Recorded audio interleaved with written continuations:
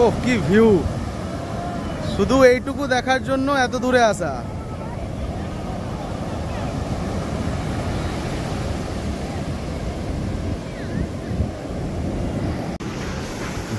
ভাত রয়েছে, তার সাথে ডাল, শুক্তো, পটলের তরকারি, আচ্ছা পমফ্রেট রয়েছে, স্যালাডটা দুজনের একসাথেই দেওয়া রয়েছে, আলু ভাজাও দুজনের একসাথে দেওয়া রয়েছে, চাটনি। মন্দিরের ধ্বজা দেখা যাচ্ছে, যেটা প্রতিদিন 5:30 নাগাদ চেঞ্জ করা হয়। এই দ্বারটার নাম হচ্ছে অশ্বর দ্বার। এরকম কিন্তু মন্দিরের চারিপাশে অনেক কটা গেট রয়েছে, যে গেটগুলোর একটা পার্টিকুলার নাম রয়েছে। তো আপনারা যখন মন্দিরের ভেতরে প্রবেশ করবেন, এই মন্দিরের কিন্তু ওই গেটটার নামটা মনে রাখবেন, তাহলে কিন্তু সুবিধা হবে আপনাদের। এই যে কাঠগুলো এখানে রাখা রয়েছে, এই সব কাঠ দিয়েই তৈরি হচ্ছে ওই রথ। এখানেই চলে রথ তৈরির কাজ। আর মাত্র কটা দিন পরেই রথ, আর এই যে এখানে তৈরি হচ্ছে রথ, এটা হলো প্রভু শ্রী জগন্নাথ দেবের রথ। আর ওই যে সামনে দেখা যাচ্ছে মধ্যখানেরটা হলো মাতা সুভদ্রার রথ, আর ওই সামনে যেটা দেখা যাচ্ছে ওটা হলো প্রভু শ্রী বলরাম দেবের রথ। এই গ্র্যান্ড রোডের ওপর যে সমস্ত হোটেল কিংবা ধর্মশালা আছে, যে কবে থেকে বুক করতে হয়, কিভাবে বুক করবেন। রুমে এসে ফ্রেশ ট্রেশ হয়ে এখন বেরিয়েছি সমুদ্রে স্নান করতে। আজকে যে প্ল্যান, সেই প্ল্যান অনুযায়ী আজকে আমরা সমুদ্রে স্নান করব, আর তারপর যাব মন্দির দর্শন করতে। তাহলে প্রথমে যখন আমরা রুমে ঢুকলাম তখন থেকে শুরু হয়েছিল বৃষ্টি পড়ে যাচ্ছিল। তো এখন বৃষ্টি কমে গেছে, আর বৃষ্টি পড়লে সমুদ্রের ঢেউ তো দ্বিগুণ বেড়ে যায়।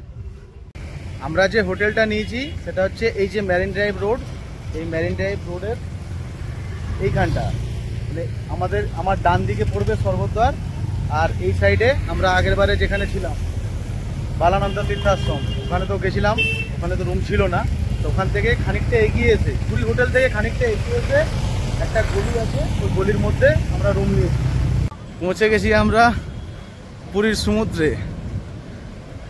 যা বড় বড় ঢেউ, একটু আগে বৃষ্টি হচ্ছিল, আর এখন ওয়েদার পুরো পরিষ্কার, আকাশ পুরো পরিষ্কার। একটু আগে বৃষ্টিতে ওই সাইডটা কিছু দেখাই যাচ্ছিল না, পুরো মেঘলা ওয়েদার ছিল। মধ্যখানে পুরো মেঘলা ওয়েদার ছিল, এই সাইডেও মেঘলা ওয়েদার ছিল। এখন পুরো ওয়েদার ক্লিয়ার হয়েছে, মেঘ পুরো পরিষ্কার। এরকম উট রয়েছে, এই উঠে চড়তে পারেন কিন্তু সমুদ্রের ধারে। এরকম উট ঘুরে বেড়াচ্ছে, এ কিন্তু 100 টাকা একজনে। আমাদের দুজনকে বলছিল 150 টাকা দিন, একটু এক রাউন্ড ঘুরিয়ে দিচ্ছি। তা বললাম না, বড় হয়ে গেছি, আর লাগবে না। সবাই নিজের মতো এনজয় করছে। ও কি ভিউ, শুধু এইটুকু দেখার জন্য এত দূরে আসা।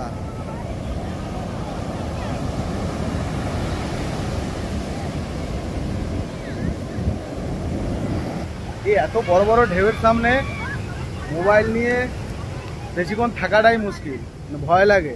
যা বড় বড় ঢেউ আসছে, এমন বড় ঢেউ আসলো হয়তো এমন আছড়ে ফেললো, মোবাইল চলে গেল একদিকে, আমি চলে গেলাম একদিকে। সে কারণে একটু দূরে দূরে থেকে ভিডিও বানাচ্ছি।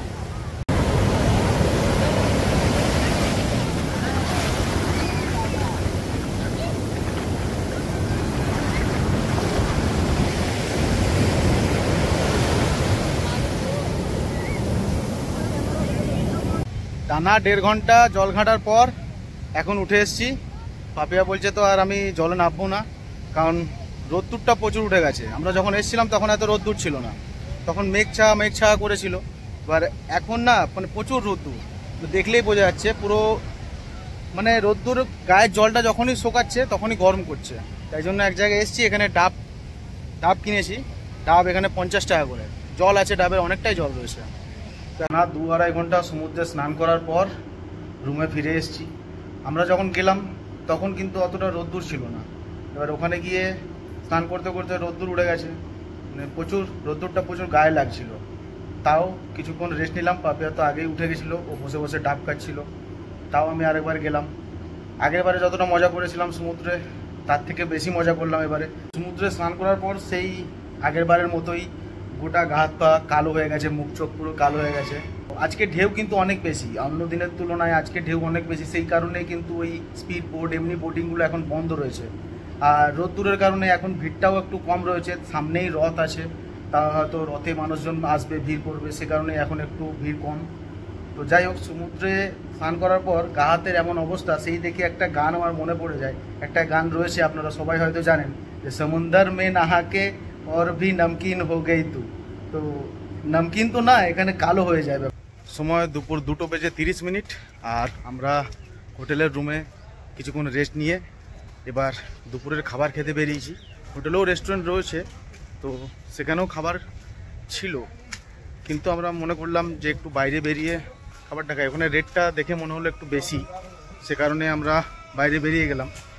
ওখানে যেটা ফিশ থালি ছিল, মানে মাছ থাকবে, তো সেই ফিশ থালির রেট ছিল 170 টাকা, আর চিকেন থালি 210 টাকা।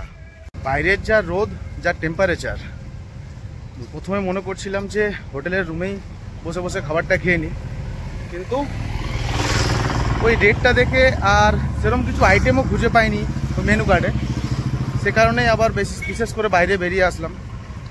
তো বাইরে বেরিয়ে এসে মনে হচ্ছে যা ছিল ওটাই যদি খেয়ে নিতাম তাই ভালো হতো। মানে এই রোদপুরটা খাওয়া যাচ্ছে না, তার থেকে বরং ওই হোটেল রুমে বসে মানে যা মেনু ছিল সেটাই খেলে ভালো হতো। আর আপনারা যারা আগামী দিনে কিংবা রথে পুরী আসছেন, তারা কিন্তু তৈরি হয়ে আসবেন। পুরীতে কিন্তু প্রচণ্ড গরম আর প্রচণ্ড রোদ। আগের বছর আমরা রথে যখন এসেছিলাম পুরী, তার ভিডিও দেওয়া রয়েছে, আপনারা চাইলে সেখান থেকে দেখে নিতে পারেন। আর যখন আপনারা আসবেন, তো এই রোদ্দুর আর গরমের জন্য কিন্তু তৈরি হয়ে আসবেন। বিশেষ করে যখন রথযাত্রা দেখতে যাবেন, তখন কিন্তু জল সাথে করে নিয়ে যাবেন, কারণ আগের বছর আমরা যখন গেছিলাম তখন কিন্তু জলের খুব অভাব ছিল। আর ওই সব দোকান যেগুলো ছিল পাশাপাশি, সেসব দোকান থেকেও জল সাপ্লাই দিতে পারছিল না। শেষমেশ আমরা ঘুরতে ঘুরতে এখন পৌঁছে গেছি জি বাংলা বিখ্যাত যে সুদীপাদি রয়েছে, তারই নামে একটা রেস্টুরেন্ট রয়েছে পুরীতে, এখানে সুদীপার রান্নাঘর বলে। এখন সেই রেস্টুরেন্টে, এটা আগেরবারও এসেছিলাম, তখন মানে আমরা একটু সকাল সকাল চলে এসেছিলাম, তাই তখন রেস্টুরেন্ট খোলেনি। তাই এবারে আমরা এগিয়ে এসে দেখলাম এটা খোলা আছে, তাই এখন ওখানে বসে আছি। আর পাপিয়া দেখছে কি অর্ডার করবে। সুদীপাদির রান্নাঘরে যখন রান্নাবান্না দেখায় তখন দেখতে খুব ভালো লাগে, আর সুদীপাদি সেটা খেয়ে খুব নামও করে। তো এখন তার সেই রান্নাবান্না রেস্টুরেন্টে এসে যখন খেতে হয়, তখন সেই রান্নার আসল কোয়ালিটিটা বোঝা যায়। রান্নাবান্না টেস্ট কীরকম সেটা এখনও জানি না, না খেলে বুঝতে পারবো না, বাট তার রেট মোটামুটি একটু হাইফাই লেভেলেরই আছে। এই হচ্ছে মেনু কার্ডে দেওয়া সব আইটেমের রেট। আমরা অর্ডার করলাম একটা ভেজ থালি আর একটা পমফ্রেট থালি, তারপর বাকিটা দেখছি। যে বাকি সব খাবার দাবারের মেনু এখানে দেওয়া রয়েছে, আমি ভিডিওতে দিয়ে দিলাম। আপনারা কখনো আসলে ভিডিও থেকে আগে দেখে নেবেন।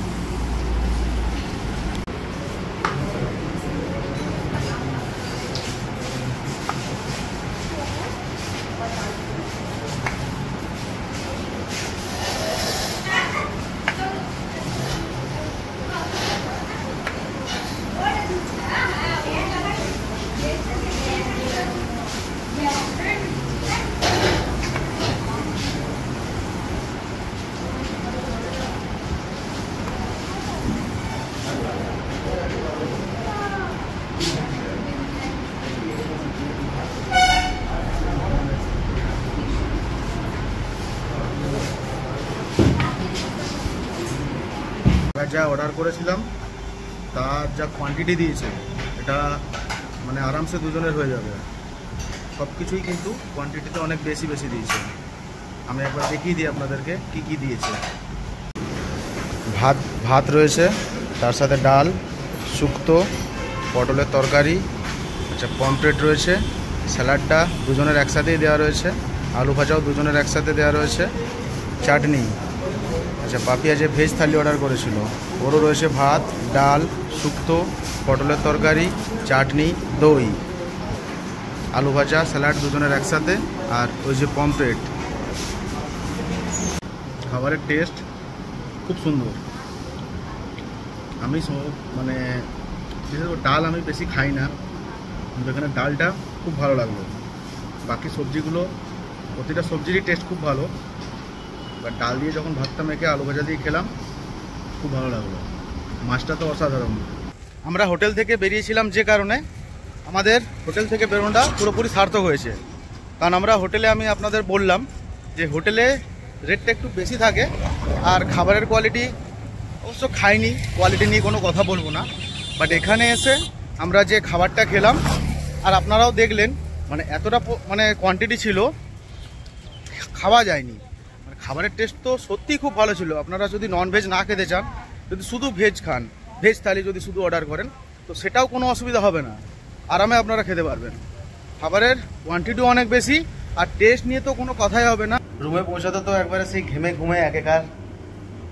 তবে এখন যদি রোদে না ঘুরতাম বা না বেরিয়ে বাইরে খাবার খেতে যেতাম, তাহলে কিন্তু এটা খুব মিস করে যেতাম। যাই হোক, যা হয় তা ভালোর জন্যই হয়, এটা সবাই জানি আমরা। রুমে পৌঁছে গেছি, এখন এবার একটু রেস্ট নিই। রেস্ট নেওয়ার পর আমরা সবাই একসাথে বিকেলবেলায় যাব মন্দির দর্শন করতে। সময় হয়েছে 6:40, আর আমরা রুম থেকে বেরোতে একটু দেরি হয়ে গেল আমাদের, কারণ দুপুরবেলায় সমুদ্রে অত জল ঘাটাঘাটি করার পর, তারপর দুপুরবেলায় বাইরে বেরিয়ে খাওয়া দাওয়া করে যখন রুমে গেছি, এবার ঘুমিয়ে গেছিলাম। ঘুম থেকে উঠে দেখি সন্ধে হয়ে গেছে। তাড়াতাড়ি করে রেডি হয়ে বেরিয়ে পড়েছি এখন মন্দিরে যাওয়ার জন্য। আমরা হোটেলের বাইরে থেকে এখন এখান থেকে অটো কিংবা টোটোয় করে যাব মন্দির পর্যন্ত, কারণ মন্দির আমাদের হোটেল থেকে 1 কিলোমিটারের বেশি দূরে আসে, তো হেঁটে যেতে অনেকটা টাইম লাগবে। তাই মন্দির যাবে, মন্দির কত? 100 টাকা। মন্দির যেতে গেলে 100ই লাগে। পুরীতে এই একটা জিনিসের সমস্যা খুব, মানে আপনি যেখানেই থাকুন, আপনি যদি মন্দিরের সামনাসামনি কোনো হোটেলে থাকেন, তাহলে ওখান থেকে আপনাকে সমুদ্র আসতে গেলে হয় হেঁটে আসতে হবে। এই দুটোর ডিস্টেন্স, তাও এটা সামনাসামনি, মানে আমরা যেখানটায় আছি এখান থেকে মন্দিরও খুব সামনে। আর যদি মন্দিরের সামনে আপনি থাকেন, তাহলে মন্দির থেকে এই সমুদ্রের যে বিচটা, গোল্ডেন বিচ, এখানে এটারও মানে দূরত্ব অনেকটাই কম, 1 কিলোমিটারের মতো। এটারই একটা সমস্যা, আপনি মন্দির যাবেন সেখানেও আপনাকে দিতে হবে 100 টাকা, আর আপনি সমুদ্র দেখতে আসবেন সেখানেও আপনাকে দিতে হবে 100 টাকা।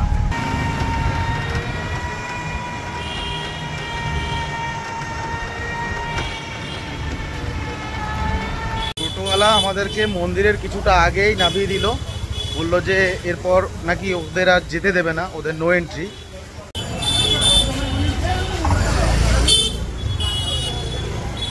আমরা পৌঁছে গেছি পুরীর সেই বিখ্যাত মন্দির প্রভু শ্রী জগন্নাথের বাড়িতে। ওয়াও, কত লোক এখনই। এখন পৌঁছে গেছি আমাদের প্রভু শ্রী জগন্নাথ দেবের মন্দিরে। এখন আমরা ভেতরে যাব দর্শনের জন্য। মন্দির চত্বরে ঢুকেছি, আর এই চত্বরে ঢোকার পর হয়তো সামনে গিয়ে মোবাইল আর অ্যালাউ করবে না, কারণ মন্দিরের ভেতরে কিন্তু ছবি তোলা নিষেধ। মন্দিরের ধ্বজা দেখা যাচ্ছে, যেটা প্রতিদিন 5:30 নাগাদ চেঞ্জ করা হয়। আমরা ভেবেছিলাম যে আজকে আসবো ওই ধ্বজা চেঞ্জ করার দেখার জন্য, কিন্তু দেরি হয়ে গেল, আসতে পারলাম না। ওটা হয়তো প্রভুর ইচ্ছাই ছিল না যে আমরা আসি আর ওই ধ্বজা চেঞ্জ করতে দেখি। এখান থেকে দেখুন চূড়াটা কত ছোট লাগছে, একটা গাছে ঢাকা হয়ে যাচ্ছে, কিন্তু কোথায় কোন দূর থেকে কিন্তু মন্দিরের এই চূড়া দেখা যায়।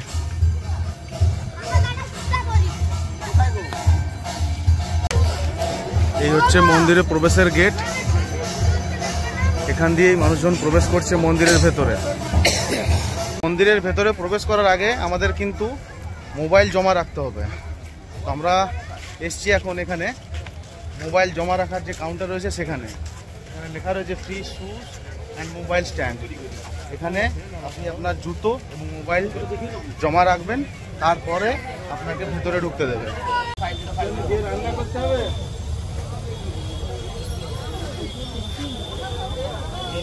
এই যে আমরা যে দিক দিয়ে মন্দিরের ভেতরে প্রবেশ করেছিলাম, এই দ্বারটার নাম হচ্ছে অশ্বদ্বার। এরকম কিন্তু মন্দিরের চারিপাশে অনেক কটা গেট রয়েছে, যে গেটগুলোর একটা পার্টিকুলার নাম রয়েছে। তো আপনারা যখন মন্দিরের ভেতরে প্রবেশ করবেন, এই মন্দিরের কিন্তু ওই গেটটার নামটা মনে রাখবেন, তাহলে কিন্তু সুবিধা হবে আপনাদের। মানে মেন মন্দিরের দরজা তো বন্ধ রয়েছে, একটুখানি জাস্ট ফাঁকা করেছে, তো ওটা দিয়ে সবাই আর কি দেখছে ভেতরে। আমরাও ঢুকেছিলাম। এবার মন্দিরে ঢুকতে এখানে তো শুধু টাকার খেলা।